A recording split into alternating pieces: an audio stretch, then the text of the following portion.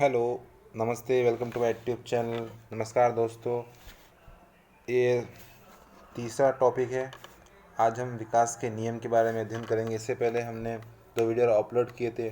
उसमें बाल विकास की अवधारणा, वृद्धि एवं विकास की संकल्पना और वृद्धि और विकास में क्या अंतर होते हैं और विकास के कौन कौन से आयाम थे, नैतिक, सामाजिक, सामूहिक, वो टॉपिक भी आप देख लेना, अच्छे से कवर करवाए, ठीक है ना।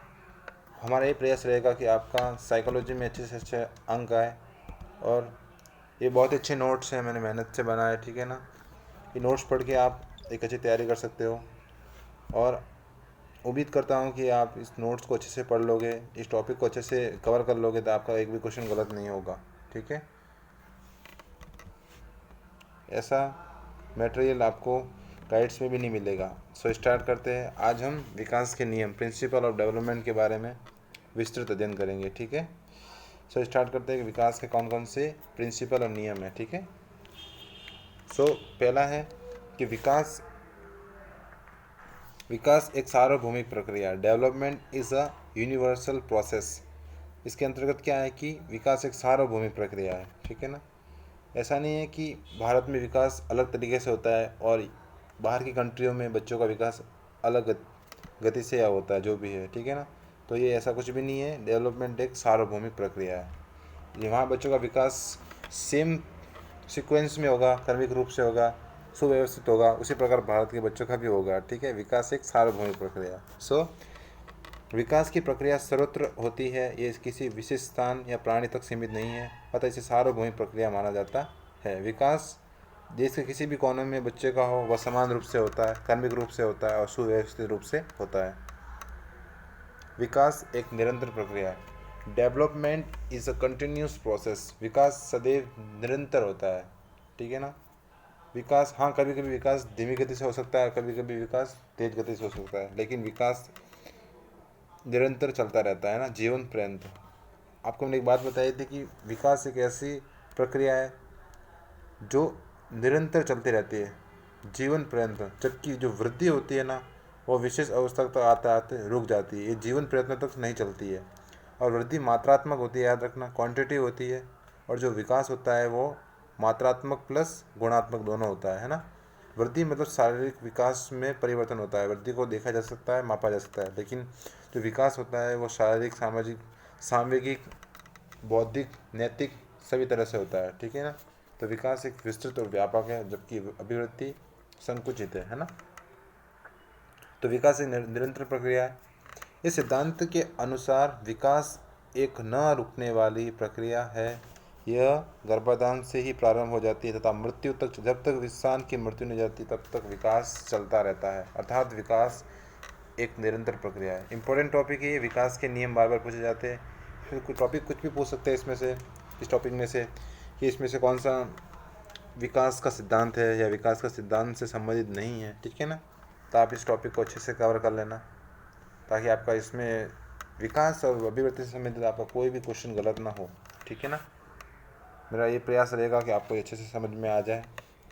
तीसरा नियम क्या कहता है? विकास का एक निश्चित क्रम होता है। Development has a definite patterns. तो विकास के निश्चित क्रम या प्रतिमान से आशय है कि विकास क्रमिक होता है, सीक्वेंस में होता है, व्यवस्थित होता है।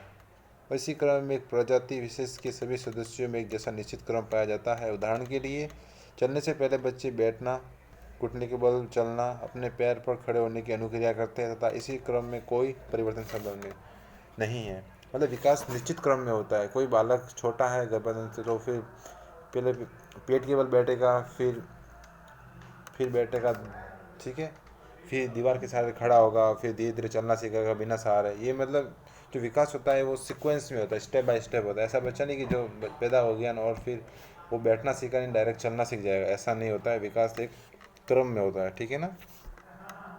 चौथा है कि विकास प्रतिमान पूर्व कथनीय होते। इम्पोर्टेंट है ये, विकास की भविष्यवाणी की जा सकती है ना, याद रखना। विकास प्रतिमान पूर्व कथनीय, विकास की भविष्यवाणी की जा सकती है। डेवलपमेंट इज अ प्रेडिक्टेबल, ठीक है। क्योंकि विकास के प्रतिमान निश्चित होते हैं तथा एक प्रजाति विशेष के सभी सदस्यों का विकास इन प्रतिमानों पर आधारित होता है। अधिकतर परिवर्तनों या गुणों के विषय में पूर्व कथन नहीं किए जा सकते हैं। विकास के पूर्व कथन का शिक्षा की योजना, अगली अवस्था की तैयारी आदि की दृष्टि से बहुत महत्व है। विकास की भविष्यवाणी की जा सकती है। कोई बच्चा अच्छा परफॉर्मेंस दे रहा है, निष्पादन दे रहा है, तो उसको कहते हैं कि बच्चा बहुत कुछ कर सकता है, और वास्तव में वो करता भी है। ठीक है। हरलॉक के अनुसार, याद रखना हरलॉक कोई लड़का नहीं है, ये फीमेल है, श्रीमती हरलॉक। ठीक है। अब क्या बोल रही है, प्रत्येक जाति, चाहे वह पशु जाति हो या मानव जाति, अपनी जाति के अनुरूप ही विकास के प्रतिमानों का अनुसरण करती है। ठीक है। चाहे वो कोई भी जाति हो, और जो उनके विकास होता है, डेवलपमेंट होता है, वो समान रूप से होता है। ठीक है ना, सिक्वेंस में होता है हमेशा। पांचवा सिद्धांत क्या बोल रहा है कि विकास की गति परिवर्तित होती है। The rates of development various is not a fired, जो कुछ है। तो विकास की जो गति परिवर्तित होती रहती है ना, कैसे वो, यद्यपि विकास निरंतर होता रहता है, परंतु इसकी गति हमेशा एक जैसी नहीं रहती है। शैशवावस्था के शुरू में यह गति तीव्र, याद रखना इम्पोर्टेंट है ये। शैशवावस्था में ना, शैशवावस्था इन्फेंट एज, इसके अंतर्गत जो विकास की गति होती है वो बहुत ही तीव्र होती है, परंतु बाद में धीमी पड़ जाती है। ये प्रश्न बार बार पूछा गया है और पूछा जाएगा कि कौन सी अवस्था में विकास तीव्र गति से होता है, तो शैशवावस्था में, परंतु बाद में यह धीमी हो जाती है। इसी प्रकार किशोरावस्था में पुनः इसकी गति तेज हो जाती है। शैशवावस्था में और किशोरावस्था में विकास बहुत ही तीव्र गति से होता है। ठीक है। ये प्रश्न पूछा गया है बार बार, याद रखना इम्पोर्टेंट फैक्ट है ये। छठा नियम क्या कहता है कि प्रारंभिक विकास उत्तर या प्रवृत्ति विकास से अधिक महत्वपूर्ण होता है। ठीक है। Early development is more critical than later's development. वो कैसे, समझो इसको। मनोवैज्ञानिक शोधों द्वारा स्पष्ट हो चुका है कि बालकों के प्रारंभिक विकास कौन सा, शैशवावस्था और बाल्यावस्था का महत्व तुलनात्मक रूप से बाद के सालों में हुए विकास से अधिक महत्वपूर्ण होता है। अब देखो कैसे। व्यक्तित्व को समायोजन के अध्ययनों द्वारा फ्राइड एक मनोवैज्ञानिक है, इन्होंने मनोविश्लेषणवाद सिद्धांत दिया है। ठीक है। इसके बारे में हम आगे डिटेल से पढ़ेंगे। ठीक है।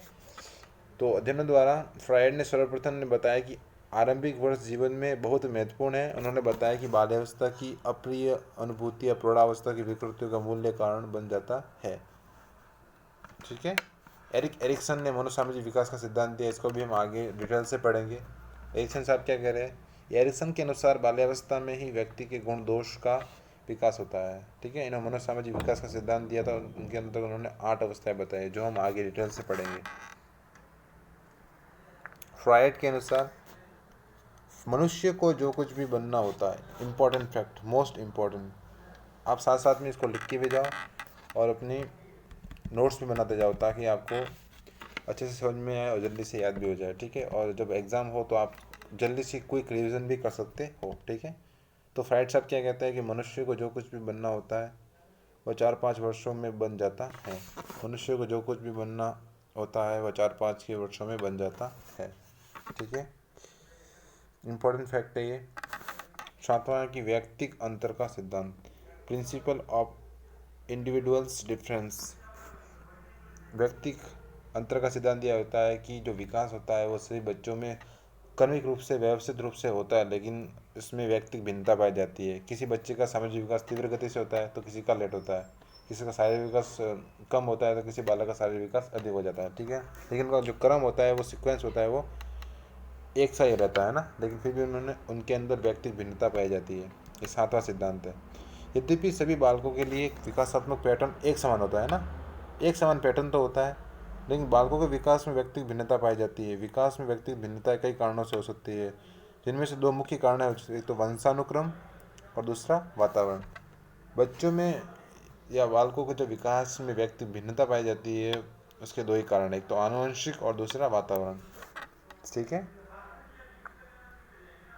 स्किनर स्किनर साहब क्या कहते हैं, स्किनर का मानना है कि विकास के स्वरूपों में व्यापक भिन्नताएं होती है। स्किनर कहता है कि विकास के स्वरूपों में व्यापक भिन्नताएं होती है। 8वां सिद्धांत क्या कह रहा है कि वंशानुक्रम वातावरण की अंतःक्रिया का सिद्धांत। मोस्ट इम्पोर्टेंट और इम्पोर्टेंट फैक्ट क्या है कि विकास बराबर वंशानुक्रम इनटू वातावरण। समझ में आ रहा है? जो विकास है ना, वो वंशानुक्रम और वातावरण का गुणनफल का योग है, ना कि प्लस प्लस है ना। वो वंशानुक्रम और वातावरण का योग क्या है? विकास। अब वंशानुक्रम व वातावरण की अंतर्क्रिया का सिद्धांत क्या कहता है? The principle of interaction of heredity and environment. इस सिद्धांत के अनुसार बालक के विकास पर वंशानुक्रम व वातावरण दोनों का प्रभाव पड़ता है। बालक का विकास इन दोनों कारकों की अनुक्रिया या अंतःक्रिया के फलस्वरूप होता है। ठीक है।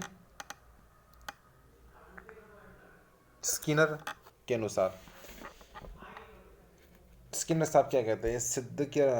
यह सिद्ध किया जा चुका है कि वंशानुक्रम उन सीमाओं को निश्चित करता है जिनके आगे बालक का विकास नहीं किया जा सकता। इसी प्रकार यह भी प्रमाणित किया जा चुका है कि जीवन के प्रारंभिक वर्षों में दूषित वातावरण, कुपोषण या गंभीर कुपोषण वातावरण, दूषित वातावरण और गंभीर रोग जन्मजात योग्यताओं के कुंठित या निर्बल बना सकते हैं। ठीक है।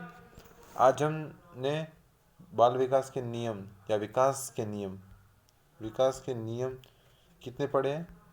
7 8 है ना। टोटल 16 नियम है। आज 8 पढ़े और कल की क्लास में 8 और पढ़ेंगे। ठीक है। कुल 16 नियम है।